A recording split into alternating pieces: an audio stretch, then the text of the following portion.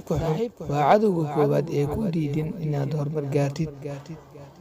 waxa uu kugu sameeyaa si dhab yar dhaqamada xunxun uu leeyahay sida cabidda sigaarka, khamriga, cunidda jaadka, cunidda daroogada iyo wax kasta oo naftaada mustaqbalkeeda u keenaya dhibaato. saaxiibka xun waa sida cufis jiidadka dhulka oo kale. bal u fiirsa tusaale ahaan, haddii qalin kor aad u tuurtid, waxaa dhulka ku soo celinaya oo diidan inuu kor aado waa cufis jiidadka dhulka. sidaas oo kale saaxiibka xun waxay ku diidaan inaad gaartid halkaad hiigsanaysid, waxayna kaa dhigayaan fadhiid aan kor u kicin. haddaad rabto inaad guul gaartid, waxaad rabtana aad ka midho dhaliso, waa inaad ka fogaataa saaxiibka xunxun ama iska daysid saaxiibtinimadooda, lana saaxiib dadka wanaagsan kuwaas oo leh rajo wanaagsan.